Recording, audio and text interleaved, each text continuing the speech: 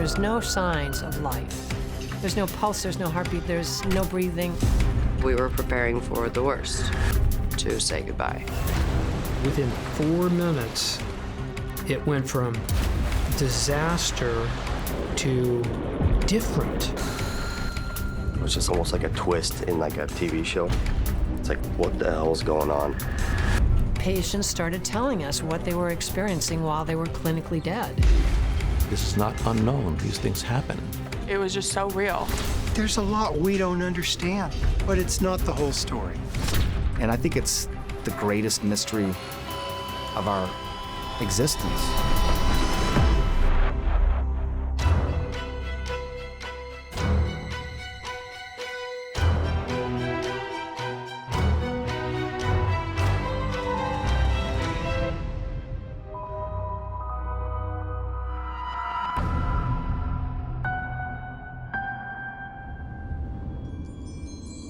Hello, and welcome to Something's Killing Me. I'm BD Wong. Everyone has a perception of death, but what really happens when we die? Could the answer be found in the dreams and visions of the dying? For centuries, doctors, nurses, and patients have shared shockingly similar accounts of what people experience at the brink of death. But are they real? Or could there be another explanation? For the first time, thanks to new research, we may finally be closer to an answer. We've always been fascinated with what happens at death, what happens after death. You can see it in art, you can see it in early literature. It's been something that's always been on our mind. Death is the one thing we have in common. We're all interested in that boundary between life and death. When does life end and when does death begin? It's a far more complicated question than I think people realize. I've been a nurse forever, so while medicine is very scientifically based, the one thing we have been unable to measure is the power and the resiliency of the human spirit.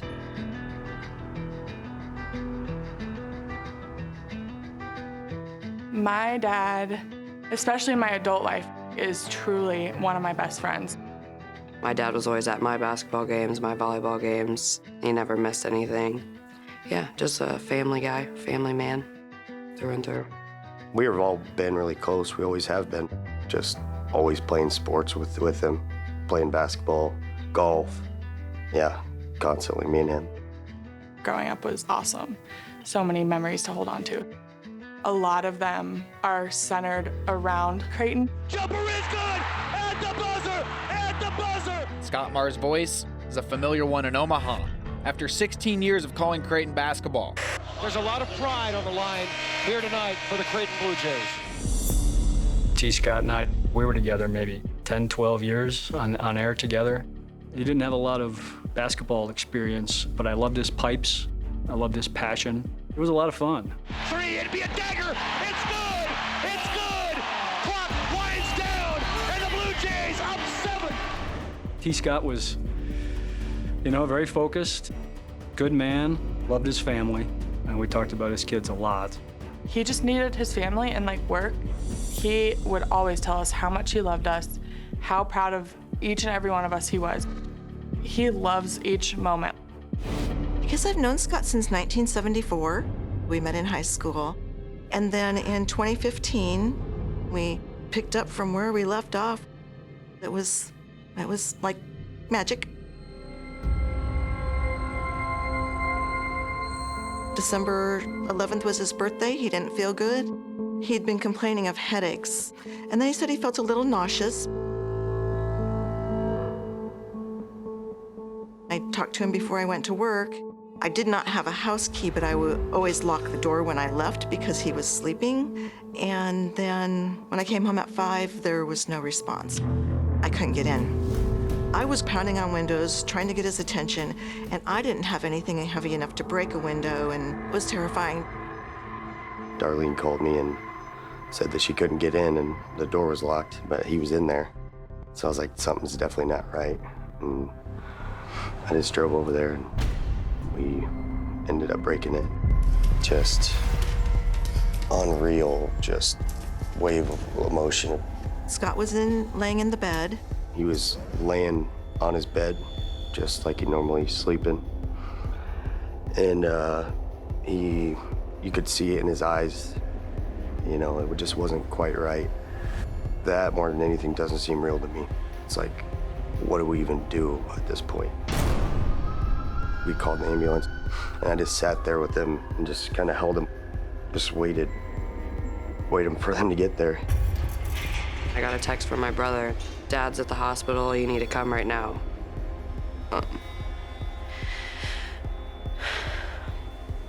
And then I just remember, like, it was the longest drive of my life. And it was like 10 minutes. And I was just thinking, he's like the glue of our family, so please don't take him. In January of 1999, Dr. Mary Neal went on a kayaking adventure in South America. One thing happened, the next thing happened, the next thing happened until, boom. It's terrifying.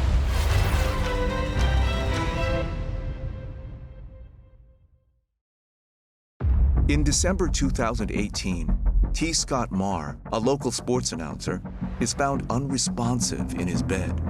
He's rushed to Methodist Hospital in Omaha, where his family awaits news of his condition. I remember I just ran into the ER, and we got to see him, and like seeing him, it was worse than I thought. And that's definitely a picture I'll never be able to get out of my head. Seeing him intubated and just like laying there and not responding. It was really, really hard. I was just trying to wrap my head around, like, how bad is this? When they transferred him up to the ICU, then he had started hemorrhaging and having a seizure. Everything had gotten worse at that point. The doctors order a CAT scan, and the results are alarming. The scan shows massive swelling in T. Scott's brain. So the news was, what it looked like on the head CT was it was a massive brainstem stroke. I am a registered nurse. I work on the post-critical care floor, the stroke floor. They said, that's not good. That's really not good. There's no coming back from a massive brainstem stroke. The doctor said, after the amount of trauma that his brain experienced, he's not going to be able to make a recovery. And they came in and told us if there was something that I could tell you we could do that would help, we would do it. But at that point, there wasn't anything in their minds that they could do. I can't even really articulate what we were going through, and it was, like the worst few hours of my life. I just remember thinking, like, he's gone. The family holds a vigil around T. Scott's hospital bed after being told he may have suffered a massive stroke.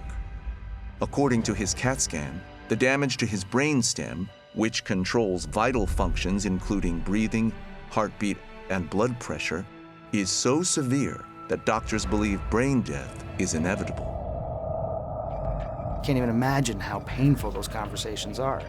I never wanted to be the kind of doctor that would provide a false hope.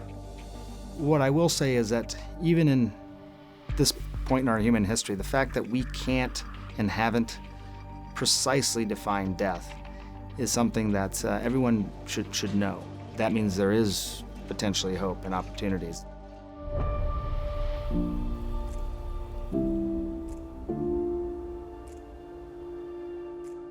Dr. Mary Neal is a mother of 4, a wife, a spinal surgeon, and a great lover of adventure. Grew up in Jacksonville, Wyoming. We moved here when I was just about 1 year old. I'm pretty grateful for that. Grew up skiing, biking, running, rafting, kayaking, everything that you could really imagine. Jackson Hole provides. My parents are incredibly loving and caring, and their happiest place is when they're outside with people they love. I love water. I love everything about it. I like being in it. I like being on it. And when I met my husband, he kayaked, and it was a logical fit for me. And I loved him, he loved kayaking, so I decided to try kayaking and discovered a new joy. My oldest son, Willie, began to kayak, and he and my husband went to a kayaking camp.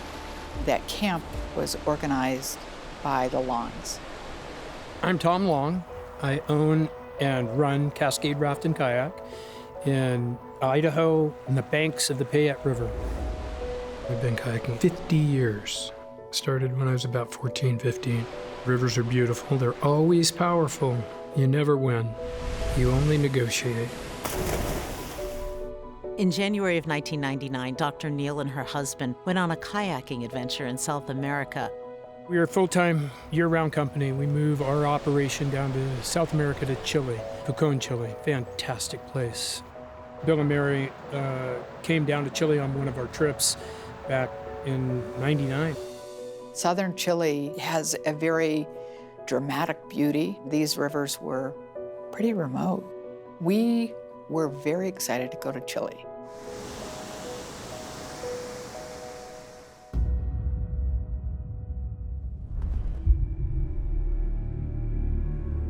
We were on the end of the trip on the Rio Fui, which is in between two lakes, very steep, lots of waterfall kind of drops. Bill, he was just feeling a little off and didn't really feel like going, but Mary, true to form, wants to chew the bark off the trees, and she was going. We got on the river. We spent 10 or 15 minutes in a nice rhythm, but then it changed, and I knew something was wrong. One of the other paddlers decided not to go down the drop, started paddling back up. Mary was coming down, and both of them just went, ooh, and then Mary got stuck. Mary's pinned, jammed in between the two boats. I can remember it as vivid.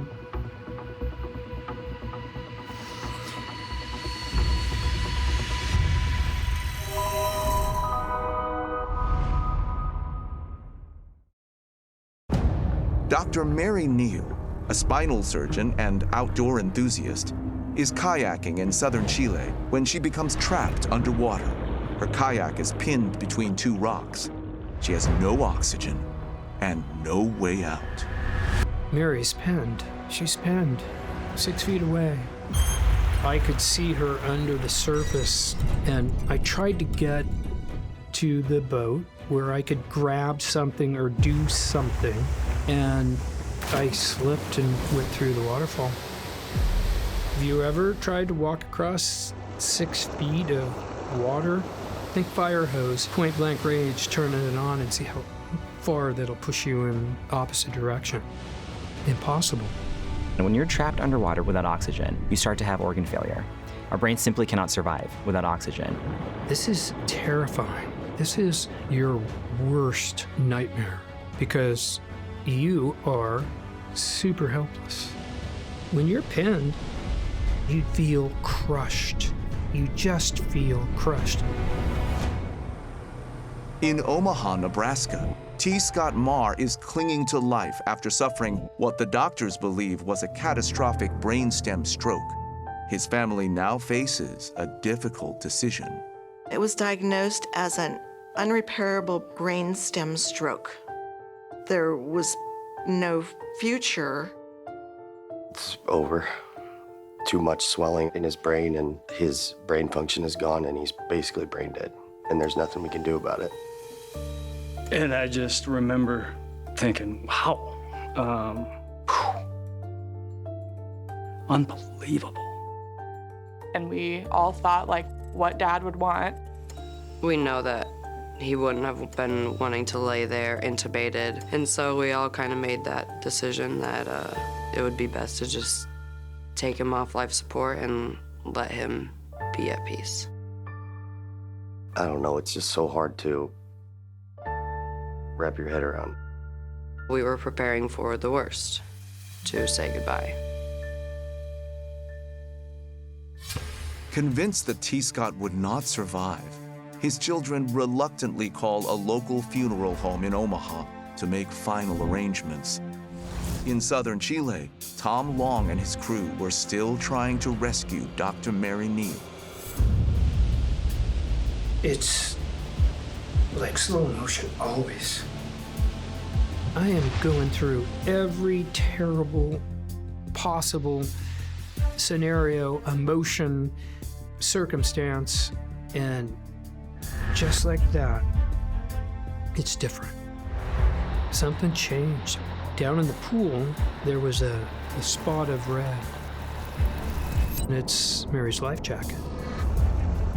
And my middle son, Chad, he dove in, grabbed the life jacket, and Mary was not in the life jacket, but she bumped into him. So her body's out of that boat. So he grabbed her. We get her to the shore, but I did not believe it was going to make any difference at all. If you're underwater for 30 minutes without oxygen, I would have a hard time believing anyone could survive. You know, there's still no hope.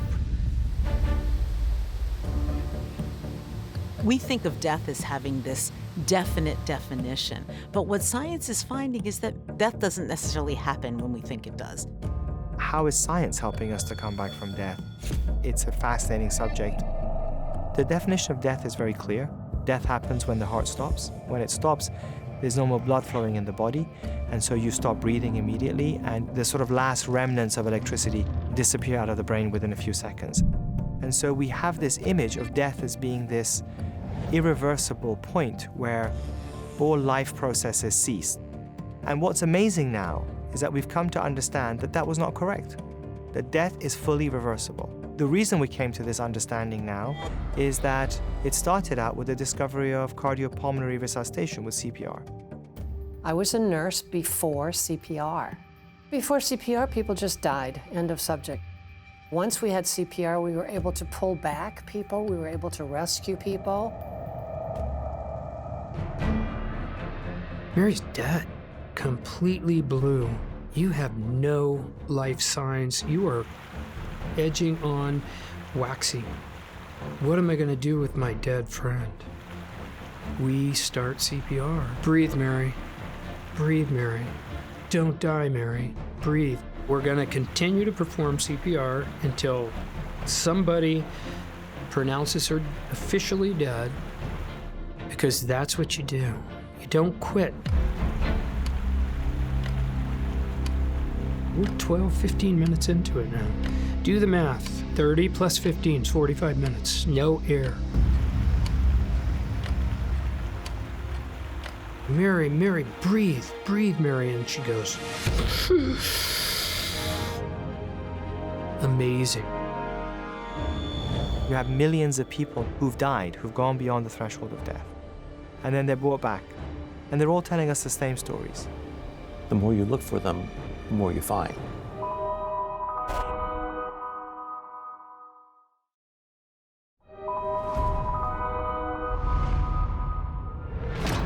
Welcome back to Something's Killing Me. Spinal surgeon Dr. Mary Neal was trapped underwater for 30 minutes without oxygen. When her body was finally recovered, she had no pulse and she had stopped breathing. 5,000 miles away, sports announcer T. Scott Marr suffers a cataclysmic brain event that renders him unresponsive. He's taken off life support after doctors tell his family he is nearly brain dead. Mary and Scott's stories don't end here. In fact, they're just beginning.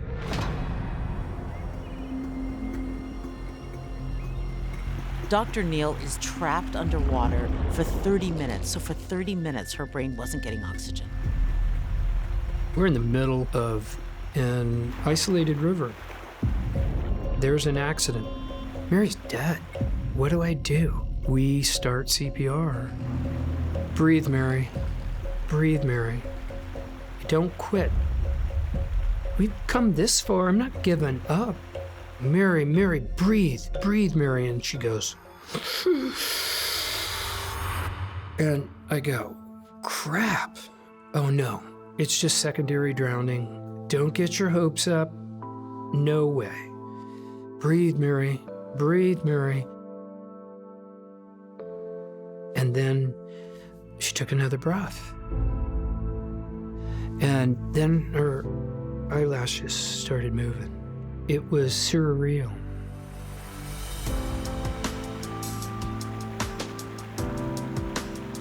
I saw the change of life to death, back to life. It's like, wait a second. How does that happen? Where we are in resuscitation science is that for the first time, we're able to show that death is reversible. Dr. Parnia is the director of critical care and resuscitation research at New York University Langone. So he has been looking at the association between cardiac arrest, brain function, and brain activity for the entirety of his career. Do patients have brain function during cardiac arrest? You have millions of people now, who've died, who've gone beyond the threshold of death, and then they're brought back. And the evidence is fascinating. Patients started telling us what they were experiencing while they were clinically dead, while there were no signs of life whatsoever. And that was the beginning of the field of near-death experience research. I first encountered near-death experiences before there was a name for it. And a near-death experience is a profoundly moving experience that many people have when they're on the threshold of death, or sometimes when they're actually pronounced dead, that has what, for lack of a better word, we call spiritual or mystical elements. And the more you look for them, the more you find. Dr. Grayson and Dr. Parnia, who study near-death experiences, say they often share common themes. Meeting with a deceased loved one, seeing a life review in vivid detail, observing their own body from above, known as an out-of-body experience, and an encounter with a higher being. Dr. Mary Neal, a mother of 4, didn't believe near-death experiences were real until she says she had one herself. I'm Dr. Mary Neal, and I survived drowning on a Chilean river. What I actually experienced was not something I could have imagined. The boat and I were completely submerged under 8 to 10 feet of water, stuck in the rocks. I certainly did try to free the boat or free me from the boat, but the weight of the water and the force of the current was such that my torso was absolutely pressed to the front deck of the boat, and I couldn't move my arm at all. I was ticking off the time in my head. I was underwater without oxygen for 30 minutes. I knew that I'd been underwater too long to still be, quote, alive. But I truly felt more alive than I've ever felt. What we see is that when people have died, they then suddenly realize that something strange is happening because their pain goes away. They feel a sense of overwhelming peace and well-being. Mary Neal was essentially blown away by this spiritual experience she had. I was immediately overcome with a very, very physical sensation that everything was fine. My husband would be fine, my young children would be fine, regardless of whether I lived or died. I'm a fairly analytical, somewhat cynical sort of person, and I had a little thought balloon off to the side thinking, wow, that's odd. That's a bit strange. Those individuals then start to relive and re-experience everything that they've done throughout their lives, from early childhood until the moment they died. My life review was something that I could never, ever have imagined. Experiences of my life were sort of going across right to left, sort of like swiping on a phone. I understood everything that had brought each person to that moment in time. It was such a profound experience that I could have stayed right there in that experience forever. And then they experience the sensation that they're separating from themselves, and they're able to look down and they suddenly realize that that body there is their own body. Then they suddenly start to get this understanding that I think I've died. People had out-of-body experiences, able to see things that they shouldn't have been able to see at a time when they have no discernible brain activity. The current was working on my body, and then eventually my body broke free from the boat, and when that happened, my spirit broke free, and I rose up and out of the river, and I could see them pull my body to shore. And when I looked at my body, I knew that I wasn't coming back. I watched them start CPR, and I was immediately greeted by a group of somethings. People, spirits, beings, not quite sure what to call them. I had an overwhelming sense of being home. People report they see crowds of people. There almost feels like it's a bit of a reunion. There's a welcoming. I'm glad you're here. They describe a sensation almost like a magnet pulling them towards a place that they describe often as being like a destination or home. They were going to take me down this pathway to this sort of great dome structure of sorts that I knew was the point of no return. And as much as I loved my life here, and I had a great life, I had no intention of coming back. Our entire understanding of death has changed. You are not dead nearly as early as medical science would say. It's endlessly fascinating. We need to figure out what's going on. In Omaha, Nebraska, T. Scott Marr, a father of 4, is about to be removed from life support after suffering what doctors believe to be a massive stroke. His heartbroken family is preparing to say their goodbyes, but T. Scott is about to give them and his doctors the surprise of a lifetime. The day that we're gonna get ready to take him off life support, I remember waking up and being like, this cannot be happening. They removed the ventilator and told us he would pass away in an hour or so, but he was not dying, not at all.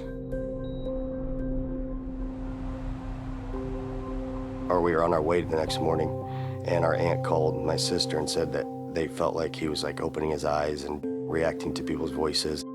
And Preston, being a nurse, she's like, you know, that's the body's autonomic reflexes. That's just how the body works. No, like something's different. We know he's doing something. Something's happening. The criteria that we use to define death are simply no heartbeat, no breathing, and lack of brain function. What's absolutely remarkable is that we've come to understand and see that brain cells will take hours, if not days of time, to die after we die. You are not dead nearly as early as medical science would say. It's endlessly fascinating. I went into the hospital room like not thinking anything. No part of me had any like hope. I just said, "Hi, Dad." And I remember like he cracked the slightest smile. And I looked around and my aunt was like, "I told you." You could see him smiling when he heard our voices, and it's really unreal experience. And I was like, "Dad, can you hear me?" And he still had his eyes closed. And then I said, "Can you wiggle your toes?" And then I remember he like cracked a little bit of a smile and wiggled all his toes. And I was freaking out. I opened my eyes. And then I just remember seeing the kids, and I'm like, "Hi, guys, what's going on?" He's awake, and he's talking. I went up to him and he squeezed my hand and he said, "Hi, sweetheart." Something I never thought I would ever hear again. It was awesome. After a while, he finally started getting his voice back, and then he started talking. The first thing I did was ask my kids where my father was. I remember him saying, "Where's Papa?" And then we had to tell him, "Papa's not with us anymore." And Dad like truly looked confused. It took me a while for all that to register. And I said, "Well, I just saw him." I vividly remember I was walking down Dodge Street, and across the street was my dad.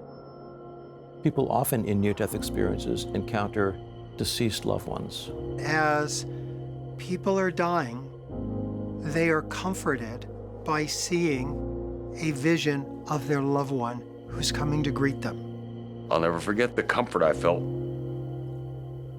seeing my dad across the street. I never felt afraid, never felt nervous, anxious. I was totally prepared for whatever happened. I said, "What are you doing here?" "Well, I'm looking at work. What are you doing here?" And I said, "Well, I'm looking at work too." He just said, "Well, there's no work for you here. You need to go." Once in a while, the person who has died had a message of, "I'm glad to see you, but you can't come yet." Those are the only cases we saw where the people recovered or were given more time. I didn't argue, no. I believe I just said, "Oh, okay." The next thing I know, I was awake. Apparently, it wasn't my time to go. I was told that it wasn't my time, that I had more work to do on Earth, and that I would have to go back. And so I, of course, objected. I'm a self-confident person. I said, I can stay. I was in an absolute state of disbelief. I just couldn't believe that I had to come back. Maybe 1 out of every 10 people who has a close brush with death will report having a near-death experience. There's research that was done at the VA, and it's very, very interesting because the very large number of combat vets have near-death experiences. Soldiers are trained to go into battle and fight and are just facing death frequently. Vietnam was the first war that we could scoop soldiers up on the battlefield and bring them back to tell us their stories of the near-death experiences that they were having. I was a very young nurse in Vietnam, and I had a young man come to me in the middle of the night and say, "I've got to tell you something, but you have to promise to believe me." And he told this elaborate story about coming out of his body, seeing his fellow soldiers. It's a worldwide, global phenomena, and the phenomena is pretty similar everywhere. Near-death experiences and end-of-life visions, as told by Dr. Mary Neal and T. Scott Marr, have been reported by dying patients for centuries. And for just as long, skeptics have attempted to disprove them. I've been hearing these types of stories since I was in medical school.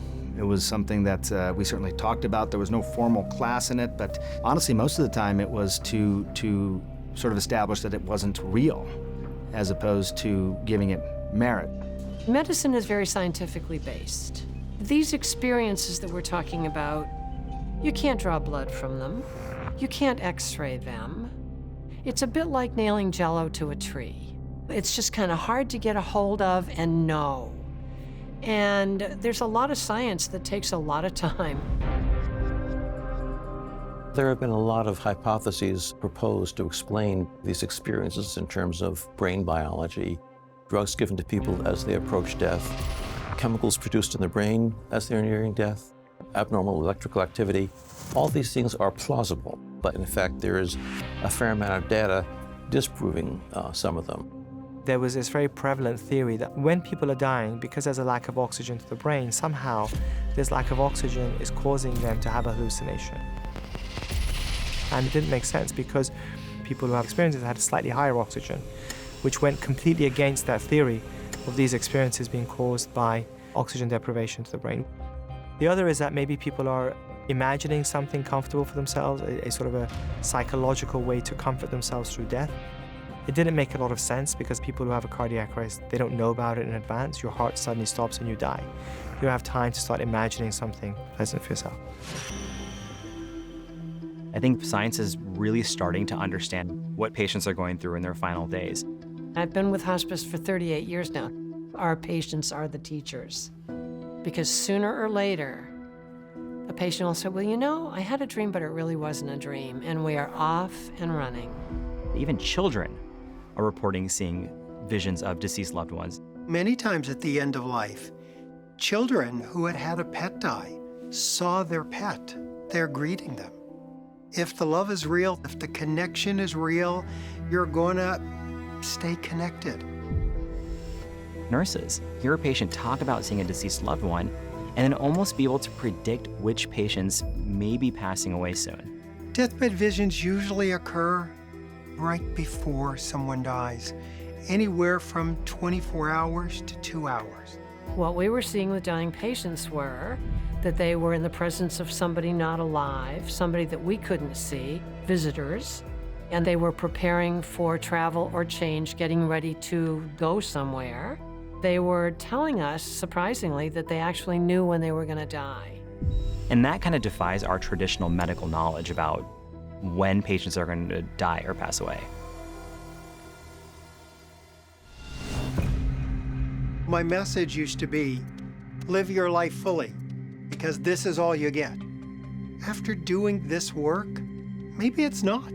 I think we've made a lot of important discoveries. It's just the beginning, you know, it's just the beginning.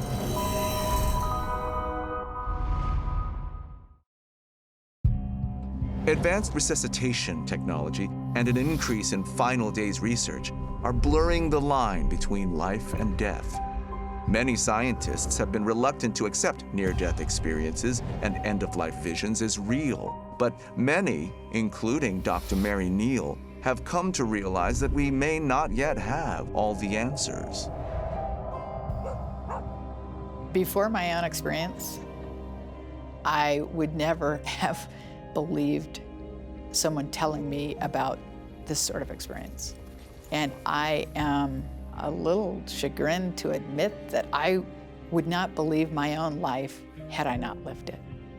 Orthopedic surgeon Mary Neal. She says that while kayaking on a river in South America in 1999, she got pinned underwater and drowned. It was surreal. Mary was chosen to die and come back.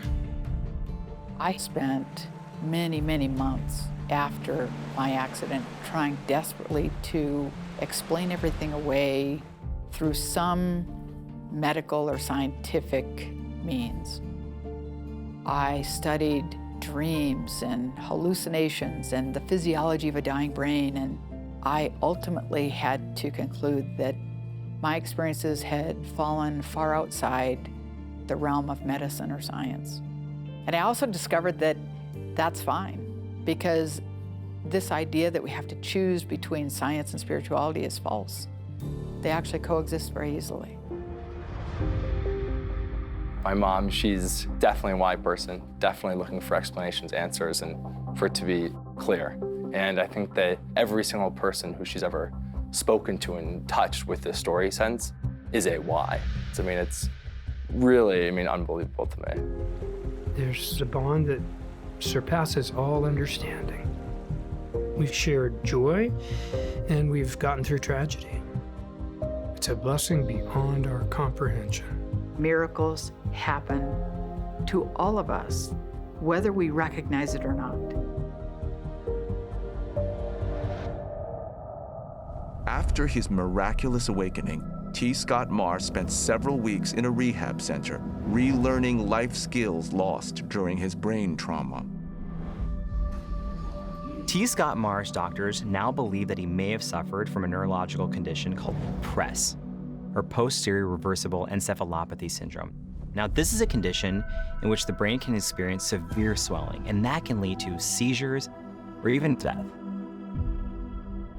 Well, for whatever reason, I have a second chance. Most days, I just kind of concentrate on what's ahead of me, and I think I have a new appreciation, though, for like every day. Every day. My dad's very adamant to cherish the time that we have, because clearly life can be very short. My message used to be, live your life fully, because this is all you get. After doing this work, maybe it's not. Maybe there's a lot more. That certainly flew against everything I thought that death was. It's not powerless, it's not lonely, it's not frightening. It's all this wonderful stuff. There are a lot of things that we can't explain in terms of materialistic science, and yet we know they're there. Everyone has these stories. Everyone has their anecdote of something that they just couldn't fully explain. And if you don't, it's okay, because there are some things probably in life that should just be mysterious. And this may be one of them. I think we've made a lot of important discoveries. It's just the beginning. You know, it's just the beginning. I think that the truth contained in near-death experiences and deathbed visitations offers people incredible hope. And they should offer hope, because hope is real. Most people are so afraid of dying that they never live.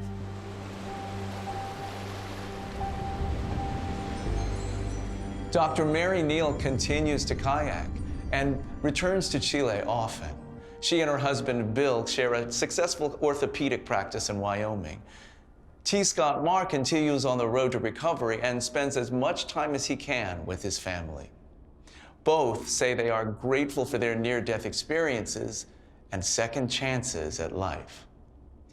Research in this emerging science is ongoing both in the US and around the world. And while scientists still cannot offer a definitive answer on what happens when we die, they believe we are closer than ever to unraveling the mystery. I'm B.D. Wong. Good night.